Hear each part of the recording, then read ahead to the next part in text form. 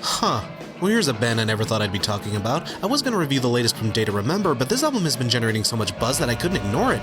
Well, buzz from Christian circles anyway. If you were a kid in the 90s and even stepped foot into a youth group, a church camp, or a terrible Christian school basketball game, you'd have heard something from this band blaring over the loudspeakers at some point. They were the most notable band of the Christian ska explosion, yes, that was a real thing, from the early to mid-90s, and this is their first release in roughly 10 years.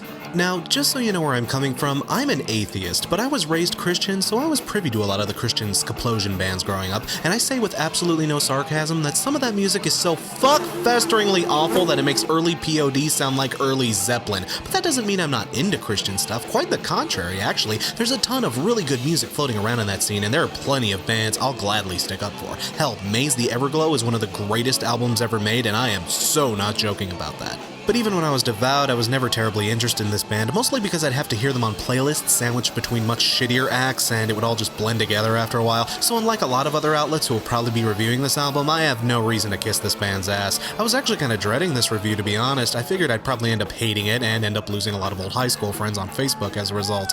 But I've given this album a few spins, and Jesus Christ, guys, this is one of the more solid releases of the year from any band. I'm not even sure where to start. For one thing, the instrumentation is stellar. Micah Ortega and Sonny Johnston have some great chemistry with their guitar work. The riffs are very chunky and choppy, and they harmonize with each other very effectively. Scott Kerr lays down a lot of thick, groovy bass lines, and Andrew Verdecchio does a terrific job keeping the pace with his drumming. Like a greyhound on cocaine, this music is very energetic and lithe. It never slows down to the point of getting saggy or dull. The lyrics are actually pretty nice too. They're very optimistic and cheery, something that you just don't see with a lot of ska bands. And to my surprise, they aren't even really all that preachy. I mean, some of the Christian overtones are definitely visible, but you never feel like you're being bludgeoned over the head with them when they are there. In fact, songs like Zen and the Art of Xenophobia and God Hates Flags make some pretty stinging criticisms of Christianity, and they aren't exactly pulled punches either. When a Christian band can pen a lyric that sounds like it was written by Fat Mike, I am impressed. This album leans a bit closer to punk than ska, which isn't necessarily a bad thing. Hell, this album feels way punkier than anything Green Day has released in the past 5 years, so I'll take it. The horn section does a lot of nice work, but they're mostly tucked away for intros, outros, and choruses here and there. A ska purist might get frowny at that, but honestly, I love their approach. The horns give those moments just the right amount of oomph to build up the intensity in all the right places. You're never drowned out by them, but you never feel like they're absent. It's a wonderful use of blending that I wish more ska punkers would utilize in their music.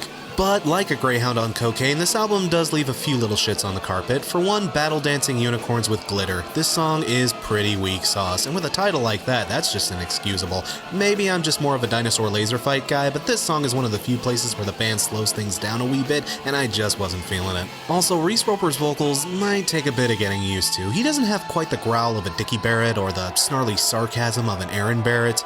I mean, they're never bad, his vocals are proficient, but if you're used to bands like Real Big Fish and Less Than Jake, he might leave you just a little disappointed. Apart from that though, I'd say this album is pretty damn solid. I mean, sweet Jesus, I was so not expecting to be into this, but I'm totally feeling it. I think the album serves as a good introduction to the band. If you're uninitiated, I say give it a chance. It might just surprise you. Any good introductory album is one that makes you want to dig deeper into a band's back catalog, and after hearing this, I'm going to be doing some pretty deep digging. Well, after I finish other projects, that is. Engine of a Million Plots gets 4 Wolverine Lincolns out of 5.